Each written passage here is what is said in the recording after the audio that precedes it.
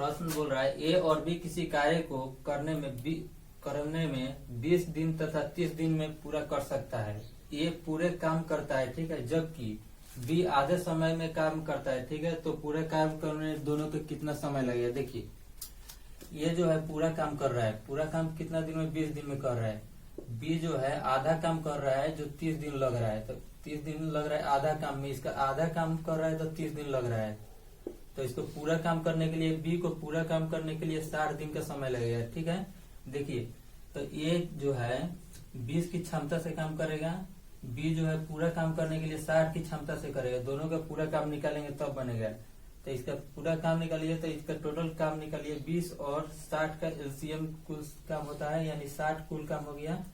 ये जो है 20 की क्षमता से काम करेगा तो 60 काम करने के लिए इसको 3 दिन का समय लगेगा, और 20 60 की क्षमता से करेगा तो 60 काम करने के लिए इसको 1 दिन का समय लगेगा। तो दोनों मिलकर इस काम को पूरा कितना दिन में कर लेगा?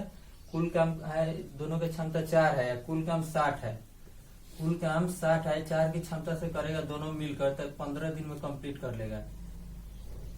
15 दिन कौन सा ऑप्शन में? ऑप्शन नंबर बी है। समझिए, फिर से समझिए। देखिए करेगी, ये जो है पूरा काम कर रहा है 20 दिन में, ठीक है। बी जो है आधा काम 30 दिन में किया, तो पूरा काम बी का हो जाएगा 60 दिन, ठीक है। तो दोनों की इफिशिएंसी निकालिए, यानी क्षमता निकालिए।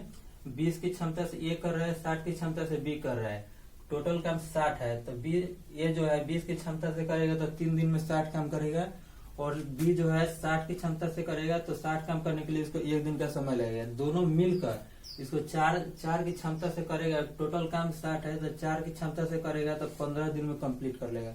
इसको नोट कर लीजिए।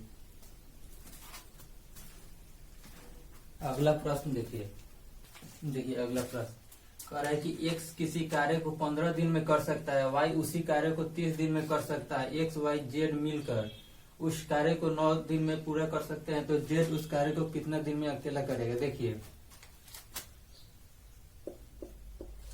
x जो है 15 दिन में कर रहा है, y जो है अकेला उसी कार्य को 30 दिन में कंप्लीट कर रहा है, और तीनों मिलकर, ये भी मिल रहा है x y और z, तीनों मिलकर उस कार्य को 9 दिन में कर रहा है। तो टोटल कार्य निकाल लीजिए, तीनों का कार्य टोटल हो जाएगा 15, 30 और 9 का 90 हो जाएगा, कुल कार्य हो जाएगा, ठीक है।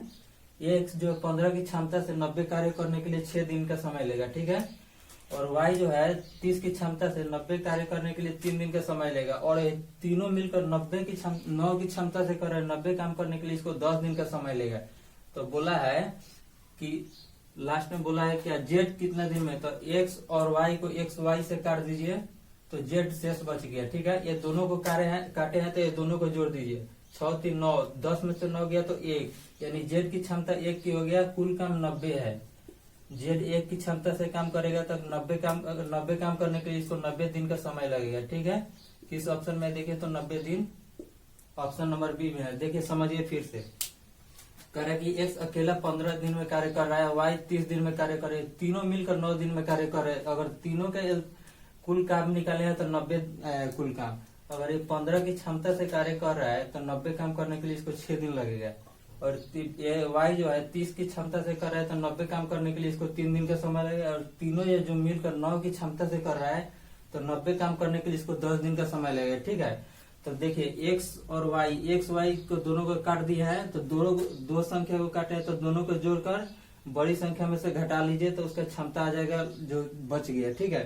तो z का क्षमता 1 किया गया और कुल काम 90 करना है, तो 1 की क्षमता से करेगा 90 दिन समय लग जाएगा। इसको नोट कर लीजिए।